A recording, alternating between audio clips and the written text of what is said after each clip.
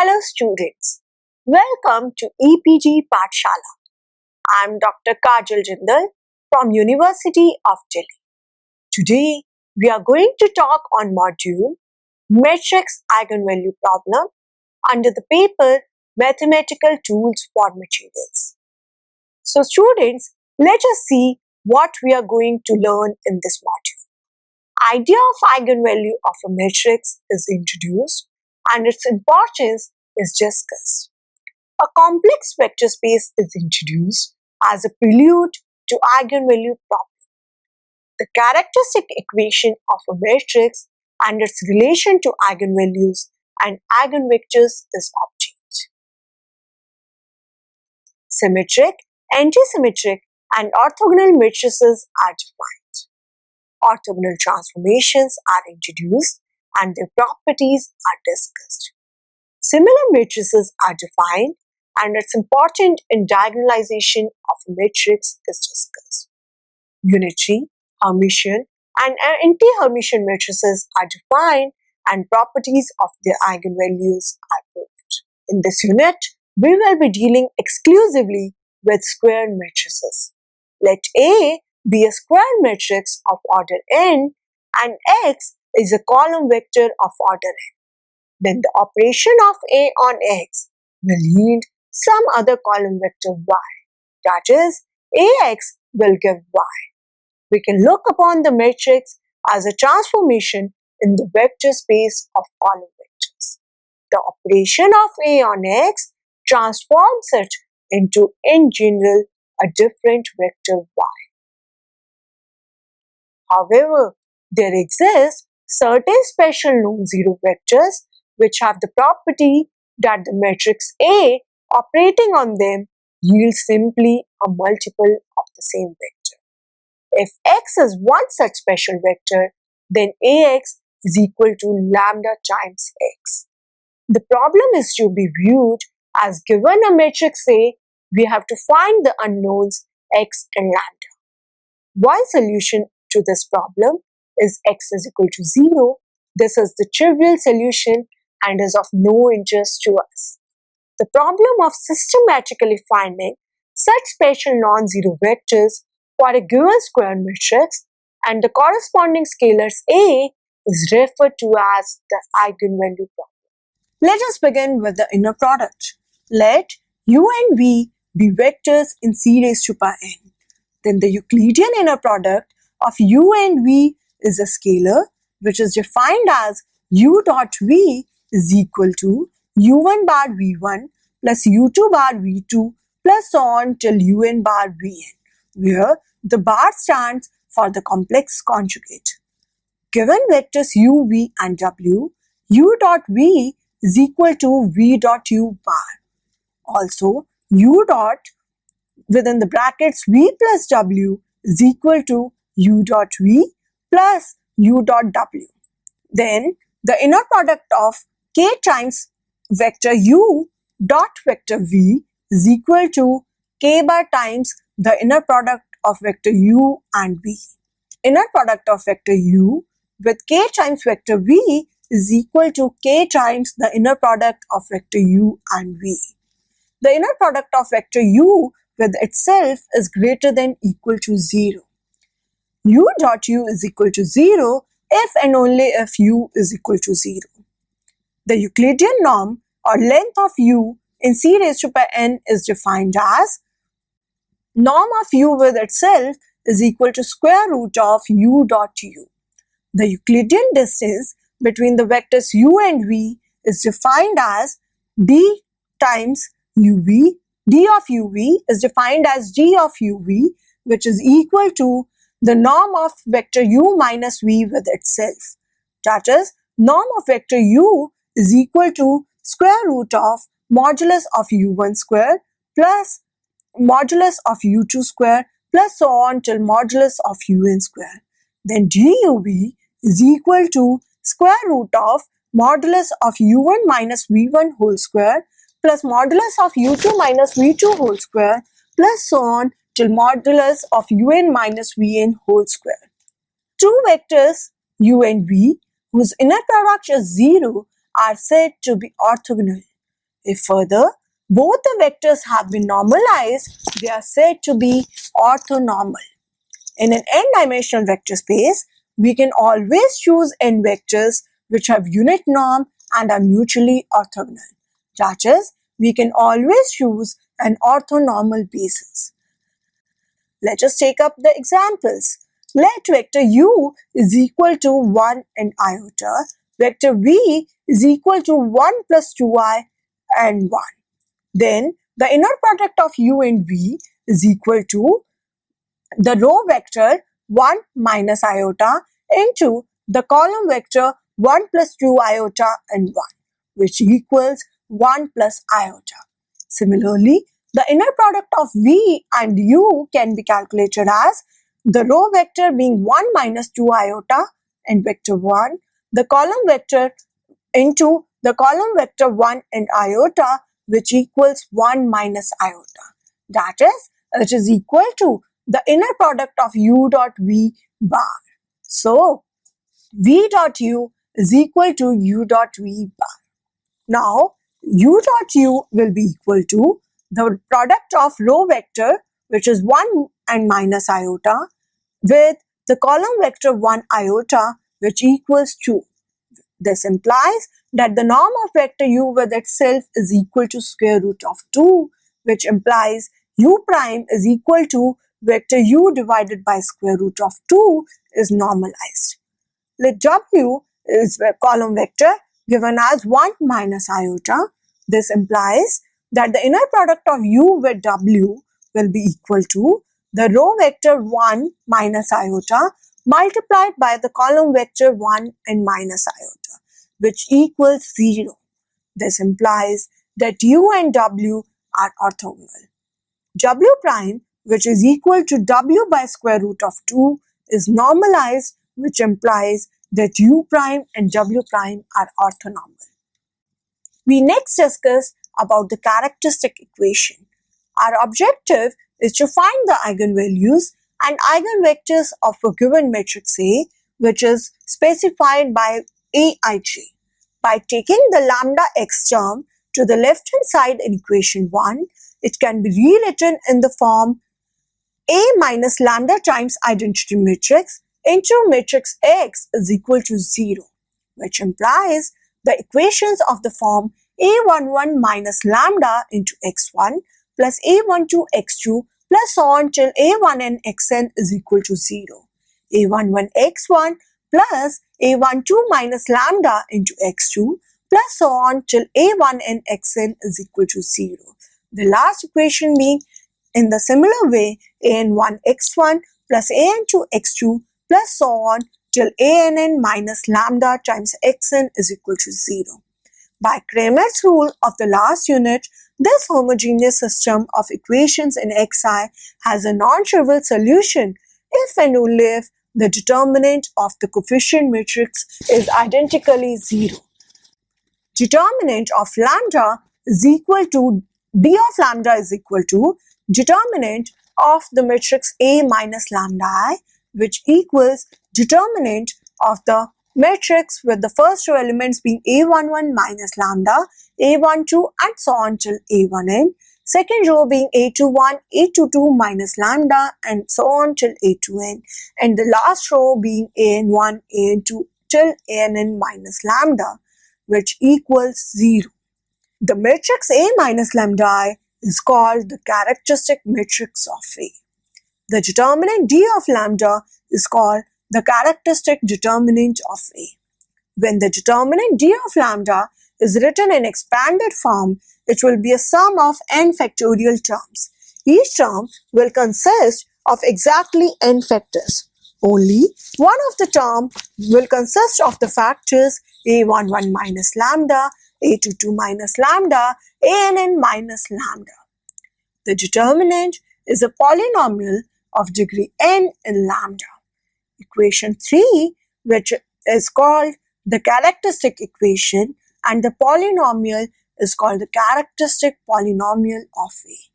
Eigenvalues of a matrix A are the roots of the characteristic equation of A. According to the fundamental theorem of algebra, a polynomial of degree n has exactly n roots, including complex roots and multiple roots. Hence, a square matrix A of order n has exactly n eigenvalues. Once the eigenvalues are evaluated, the eigenvectors are obtained by solving the system of n linear homogeneous equations described in equation 2. An eigenvector is determined only up to an overall constant.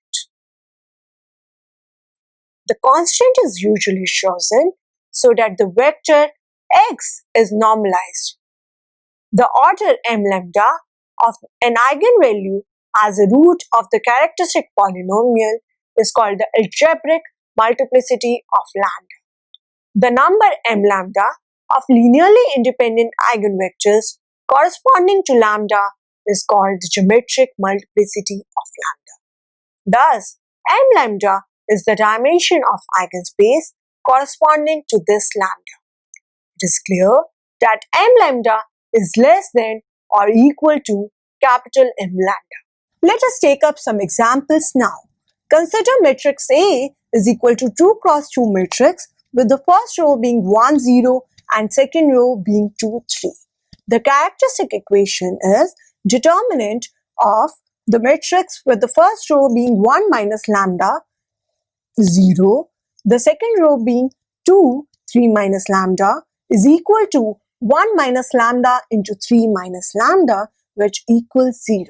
This implies that the eigenvalues lambda will be equal to 1 and 3. So the eigenvector for lambda is equal to 1 can be found out to be by using the equations 0 times x1 plus 0 times x2 is equal to 0. 2 times x1 plus 2 times x2 is equal to 0, which implies x2 is equal to minus x1.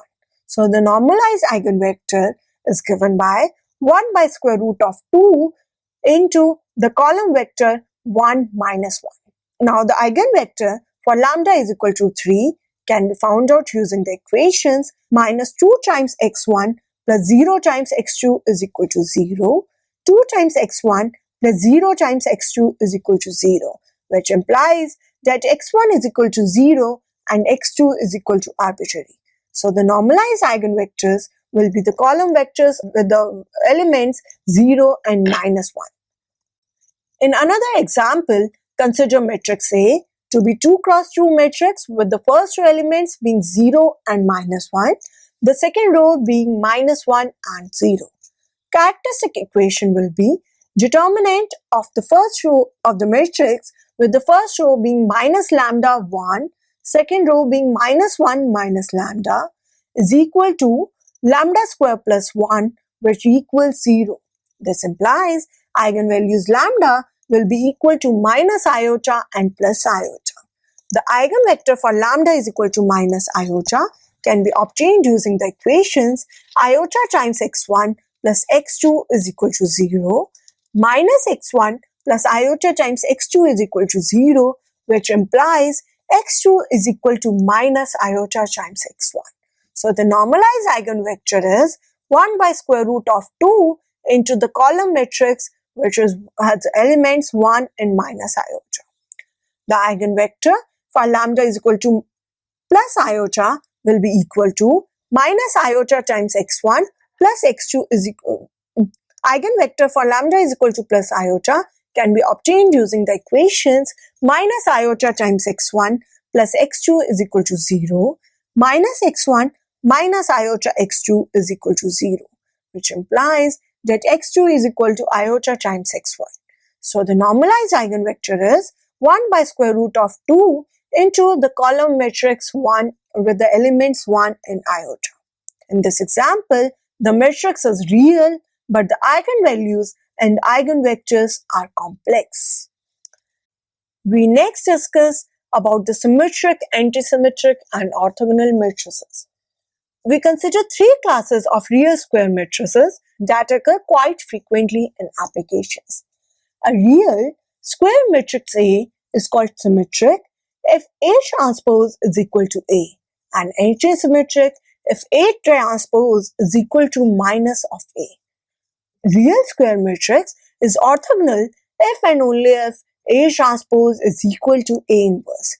Equivalently, an orthogonal matrix can be defined by the requirement A into A transpose is equal to A transpose into A, which equals the identity matrix. Considering an example, consider the matrices A of the form 3 cross 3 matrices, with the first row being 1, 2, 1, second row being 2, 3, minus 1, and the third row being 1, minus 1, and 2. We can see the matrix is a symmetric matrix as the transpose of this matrix is equal to the matrix itself. In another example, consider the matrix of the form with first row being 1, 2, 1, second row being minus 2, 3, and minus 1, the third row being minus 1, 1, and 2. We can see the matrix, if we take the transpose of the matrix, it is equal to minus of matrix A. So, the matrix is an antisymmetric matrix. Another example, consider the matrix A to be equal to first row being 0, 0, 1, second row being 0, 1, 0, and the third row being minus 1, 0, and 0. If we observe the A transpose, this is equal to the inverse of matrix A itself. So the matrix is an example of an orthogonal matrix. We next state a theorem which says that first, the eigenvalues of a symmetric matrix are always real. Secondly, the eigenvalues of a skew-symmetric matrix are pure imaginary or zero. The converse of the first part of theorem is not true. That is, symmetry is a sufficient but not a necessary condition. The second part, the matrix, a 2 cross 2 matrix of the first row being A0 and the second row being BC, where A, B, C are real, is not symmetric, but it has real eigenvalues A and C. We next consider the orthogonal transformations. A matrix A can be viewed as effecting a transformation in the space Rn, which transforms a vector x into a vector y. That is, y is equal to A times x. Transformation by an orthogonal matrix is called an orthogonal transformation. It can be shown that every rotation in a plane or 3-dimensional space or n-dimensional space for that matter is an orthogonal transformation. For example, a rotation by an angle theta in a plane is given by the orthogonal matrix A, which is equal to a 2 cross 2 matrix with the first row being cos theta sin theta, second row being minus sin theta and cos theta. We next discuss the properties of orthogonal matrices. First one is an orthogonal transformation preserves the inner product and hence the norm in R raised to power n. That is, inner product of vector A with vector B is equal to the transpose of matrix A into B, which is equal to the row matrix with the elements A1, A2 and so on till An multiplied by the column matrix B1, B2 and so on till Bn is equal to A1, B1 plus A2, B2 plus so on till An, Bn. We will now prove it. Let capital A be an orthogonal matrix and let small a and small b be two given vectors. Let vector x is equal to A times matrix A and vector y is equal to B times matrix B, A.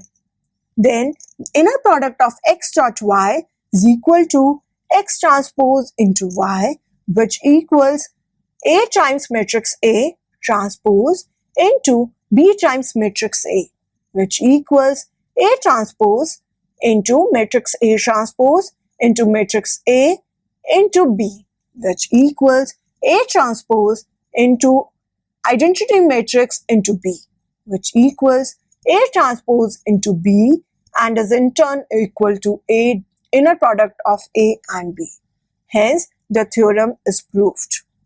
Second property is a real square matrix is orthogonal if and only if the column vectors C1, C2 and so on till Cn and also its row vectors form an orthonormal system. Let us prove it. If A is orthogonal, then by definition, A transpose into A is equal to identity.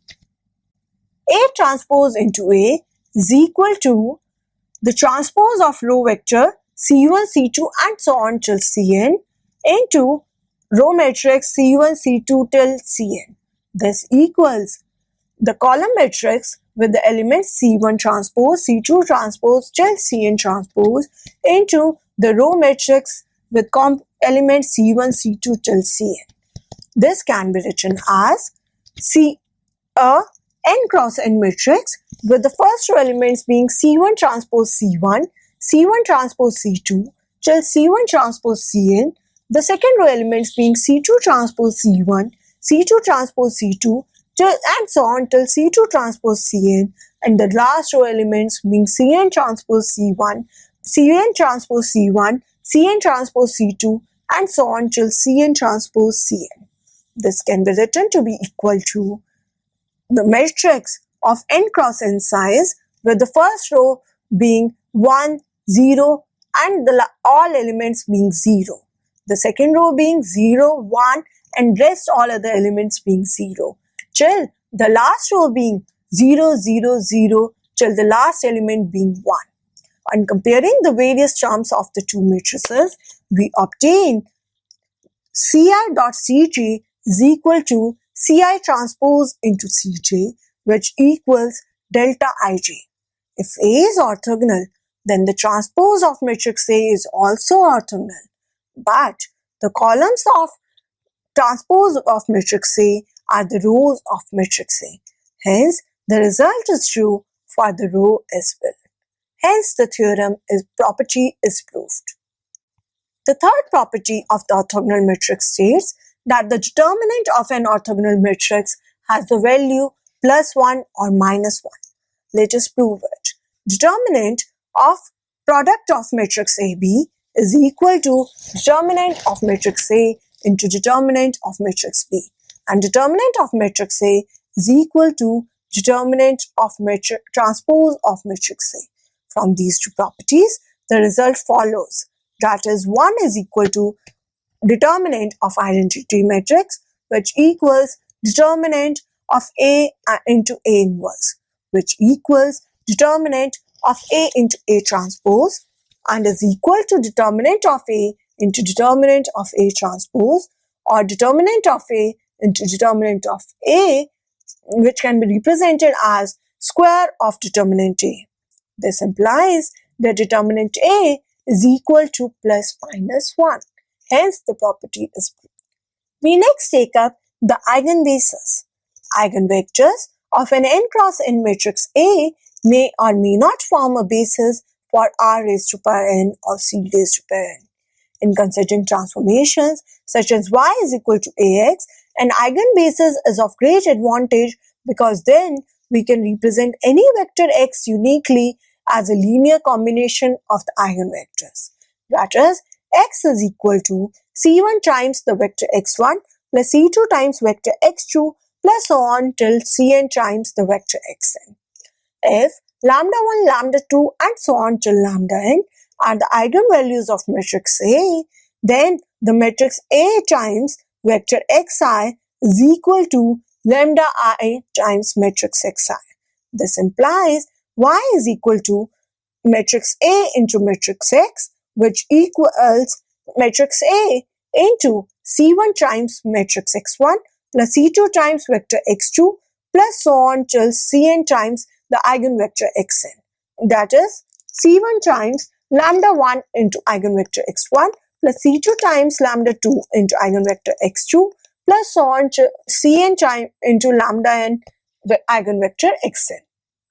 Thus, in terms of the eigenbasis, the effect of the matrix A on an arbitrary vector is to multiply the coefficient of each eigenvector by a scalar.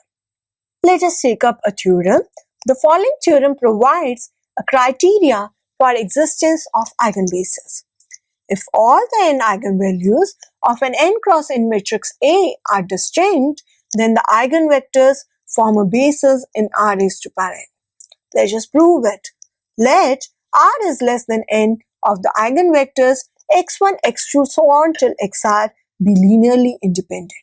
Then the set x1, x2 and so on till xr and xr plus 1 is linearly dependent, and so there exist coefficients C1, C2 and so on till Cr plus 1, not all 0, such that C1 times x1 plus C2 times eigenvector x2 plus so on till Cr plus 1 into eigenvector xr plus 1 is equal to 0. This implies matrix A into C1 times eigenvector x1 plus C2 times eigenvector x2 plus so on till Cr plus 1 into eigenvector xr plus 1 is equal to C1 times eigenvalue lambda 1 into vector x1 plus C2 lambda 2 x2 plus so on till Cr plus 1 lambda r plus 1 into xr plus 1. This equals 0. So this implies C1 into within the brackets lambda 1 minus lambda r plus 1 into x1 plus C2 into within the brackets lambda 2 minus lambda r plus 1 into x2 plus so on till Cr into within the brackets lambda r minus lambda r plus 1 into xr is equal to 0. This implies that C1 into lambda 1 minus lambda r plus 1 is equal to C2 into lambda 2 minus lambda r plus 1 and so on is equal to Cr into lambda r minus lambda r plus 1 equals 0, which implies C1 is equal to C2 is equal to so on till Cr equals 0. Since all eigenvalues are distinct, but now equation 5 reduces to Cr plus 1 into xr plus 1 equals 0, which implies Cr plus 1 equals 0. But we started with the assumption that not all scalar in equation 4 are 0. Hence, there is a contradiction and the result is proved. Consider a case that all eigenvalues are not distinct and yet the eigenvectors form a basis. For the matrix A, which is a 3 cross 3 matrix with the elements minus 1, 1 and minus 3 by 2, second row being 1, 1 by 2 and minus 3, third row being minus 1 by 2, minus 1 and 0. The eigenvalues lambda being minus 3 by 2 and 5 by 2. The eigenvectors are of the form 1 divided by square root of 6, 2 divided by square root of 6, minus 1 divided by square root of 6. The second one is 2 divided by square root of 5, minus 1 divided by square root of 5 and 0. The third one being 3 divided by square root of 10, 0 and 1 divided by square root of 10 are linearly independent. A symmetric matrix has an orthonormal basis. That is, eigenvectors of a symmetric matrix are not linearly independent but are mutually orthogonal. The similar matrices. Similar matrices play an important role in the diagonalization of a matrix. A matrix A hat is said to be similar to a matrix A if there exists a non-singular matrix P such that A hat is equal to P inverse into matrix A into P. This transformation from A to A hat is called a similarity transformation. Every non-singular matrix P will effect a similarity transformation. Let us consider a theorem which states, first, similar matrices have the same eigenvalues. Second, if X is an eigenvector of matrix A, then P inverse into X is an eigenvector of matrix A hat for same eigenvalue. Let us prove it. From A times X is equal to lambda into X, we have P inverse into AX is equal to lambda into P inverse X. P inverse into AX is equal to P inverse into A times identity matrix into X, which equals P inverse into matrix A into PP inverse X. This equals P inverse into AP into P inverse of X. This can be written as P inverse of X or lambda times P inverse of X. Hence, lambda is also an eigenvalue of A hat and corresponding eigenvector is P inverse of X. Hence, the theorem is proved. If we can find that the similarity transformation for which matrix A hat is diagonal, we say the given matrix has been diagonalized. This can be understood with the help of an example. Consider matrix A to be a 2 cross 2 matrix with the first row being 3, 4 and second row being 4 and minus 3. The matrix B is another 2 cross 2 matrix with the first row being minus 4 and 2 and second row being 3 and minus 1. Then P inverse is equal to 1 by 2 into matrix A with the first row elements being 1 and 2 and second row being 3 and 4. A hat will be equal to P inverse times AP, which equals the 2 cross 2 matrix with the first row elements being minus 25 and 12, second row elements being minus 50 and 25. So the eigenvalues of matrix A can be found out by the characteristic equation, which is 3 minus lambda into minus 3 minus lambda minus 16 is equal to 0. This gives lambda to be equal to minus 5 and 5. The eigenvalues of matrix A hat can be found using the characteristic equation minus 25 minus lambda into 25 minus lambda plus 600 is equal to 0, which again implies lambda to be equal to minus 5 and 5. Let us next consider the diagonalization of a matrix. Given a matrix A, if there exists a matrix similar to A which is diagonal in form, we say the matrix A has been diagonalized.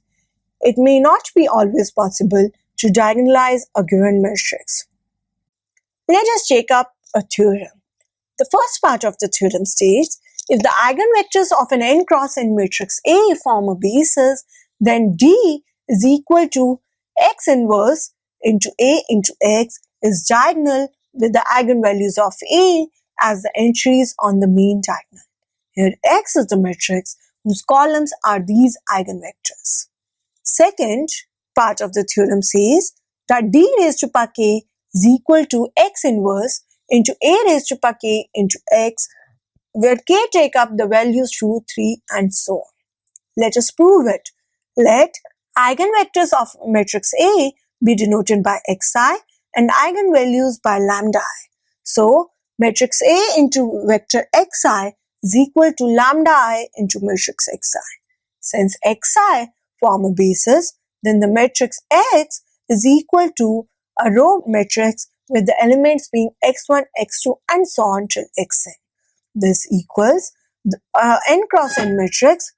This equals n cross n matrix with the first row elements being x11, x12 and so on till x1n, second row elements being x21, x22 and so on till x2n, and the last row elements being xn1, xn2 and so on till xn.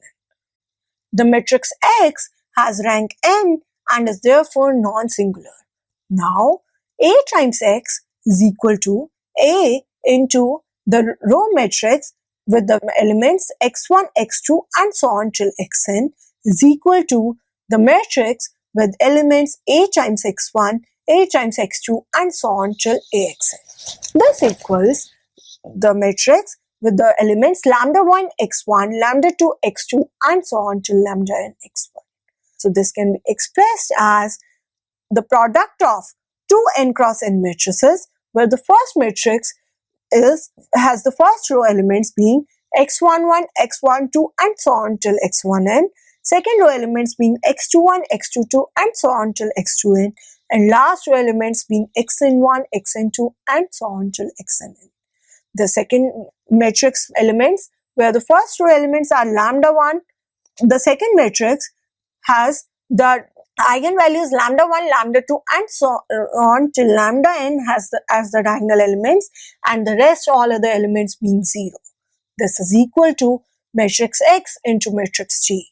D is the diagonal matrix whose diagonal elements are the eigenvalues. On multiplying by x inverse from the left, we have x inverse into ax is equal to x inverse into xg, which equals matrix G. Now D raised to power k is equal to matrix G into D till k times. This equals x inverse into A times x into x inverse into A times x, which is repeated k times. This equals x inverse into A into A into A k times into x, which equals x inverse into a raised to power k into x. Hence, the theorem is proved. We next take up the unitary, Hermitian and Antihermitian matrices. We will deal with matrices that are complex now.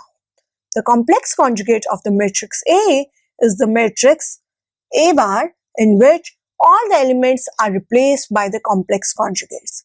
The Hermitian conjugate or transpose conjugate of a square matrix A, denoted by A star, is the matrix which is transpose as well as conjugate of A. So A star is equal to A bar transpose. In physics, and in particular in quantum mechanics, the word Hermitian conjugate is much preferred and the symbol used is A dagger. We will, however, continue with A star. Let us discuss some properties of Hermitian conjugate. The first property is the star of matrix A star is equal to matrix A itself. Then the Hermitian conjugate of matrix K times matrix A is equal to K bar into the Hermitian conjugate of matrix A. The Hermitian conjugate of the sum of matrices A plus B is equal to the Hermitian conjugate of matrix A plus Hermitian conjugate of matrix B. Hermitian conjugate of the product of matrices AB is equal to the Hermitian conjugate of matrix B into the Hermitian conjugate of matrix A. A matrix is said to be Hermitian if it is equal to its Hermitian conjugate. That is, A equals A star or Aij equals Agi conjugate. Anti-Hermitian or skew Hermitian if A is equal to minus A star or Aij equals minus Agi bar.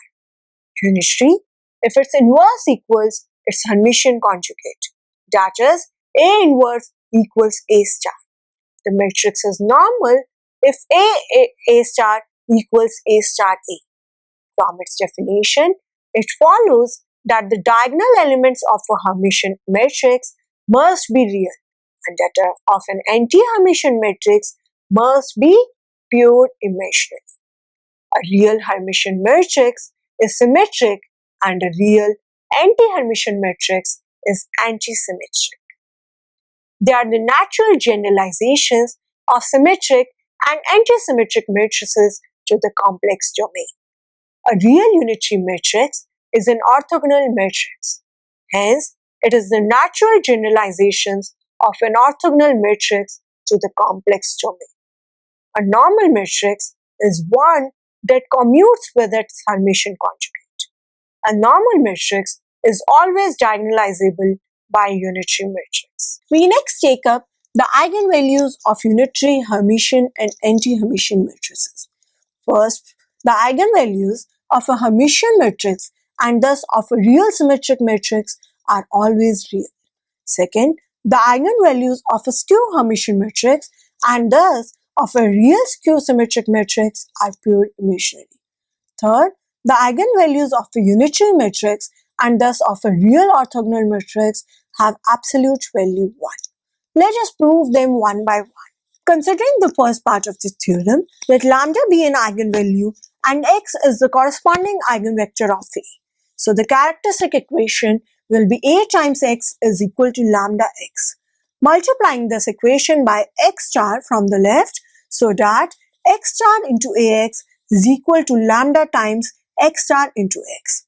Now x star into x is equal to a row matrix with the elements x1 bar, x2 bar and so on till xn bar into the column matrix x1, x2 and so on till xn. This equals x1 bar into x1 plus x2 bar into x2 plus so on till xn bar into xn and is greater than 0. This implies lambda is equal to x star into Ax divided by x star into x. Now, x star times Ax is a scalar and therefore taking transpose has no effect. But A is Hermitian, hence A transpose is equal to conjugate of A, which implies is equal to complex conjugate of A. This implies x star into Ax is equal to the transpose of x star Ax, which equals x transpose into A transpose into X star transpose. This can be written as X transpose into A transpose into X bar, or it can be simplified to give X transpose into A bar into X bar, which is equal to the X star into A into X on the whole bar. Hence, X star AX is also real, and so is lambda. So the first part of the theorem is proved. In the second part, consider that A is anti-Hermitian, then A transpose will be equal to minus of A bar. Following the steps of case 1 above, we now get lambda is equal to X star into AX divided by X star into X. So X star into AX is equal to minus of complex conjugate of X star into AX. The numerator is negative of its complex conjugate, and hence lambda is purely imaginary. So the theorem is proved. Third part now, let A be unitary and lambda be an eigenvalue, and X is the corresponding eigenvector of matrix A. That is, matrix A into matrix X is equal to lambda times X. The Hermitian conjugate of this equation is AX star is equal to lambda bar into X star.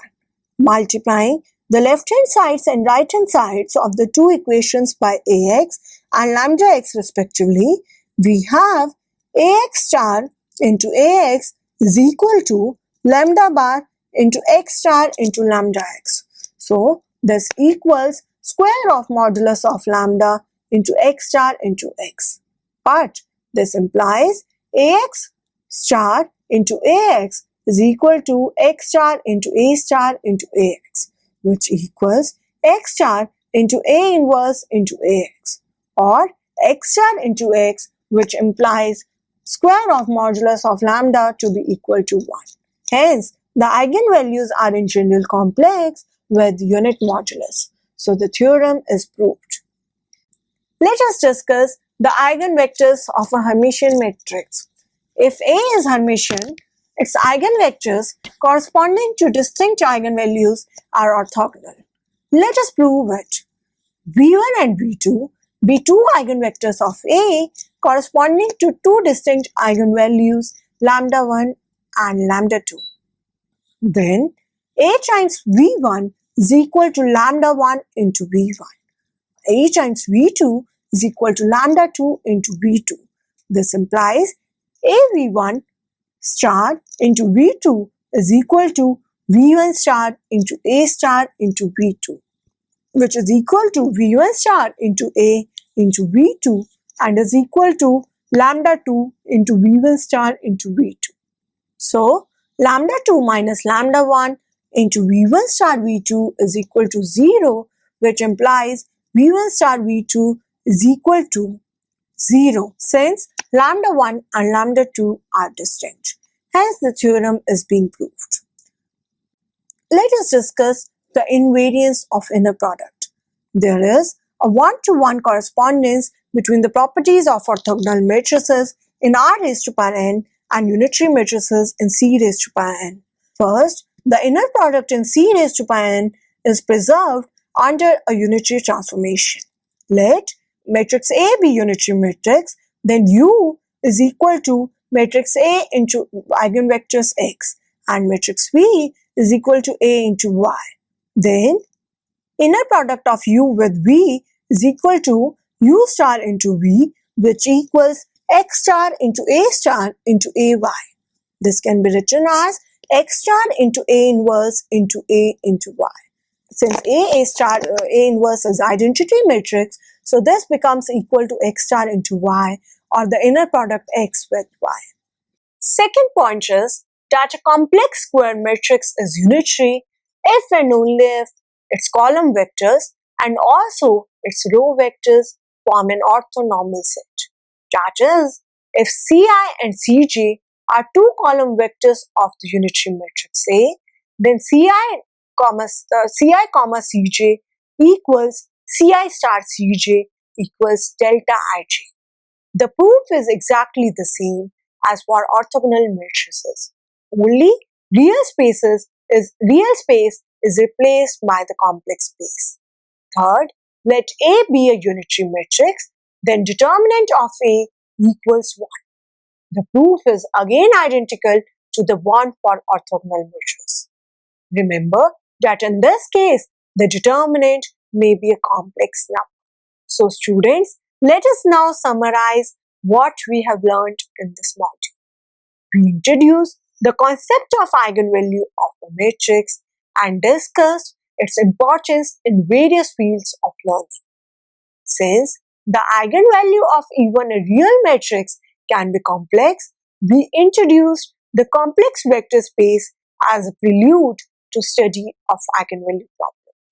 Next, we introduced the characteristic equation of a matrix and obtain its relation to eigenvalues and eigenvectors of the matrix. Next, we define the very important class of matrices, the symmetric, antisymmetric, and orthogonal matrices. Then, we introduce orthogonal transformations and describe properties of orthogonal transformations in matrices. We define similar matrices and discuss their importance in diagonalization of a matrix. Finally, we define unitary, Hermitian, and Antihermitian matrices and prove various properties of their eigenvalues and eigenvectors. Thank you, students, for your attention.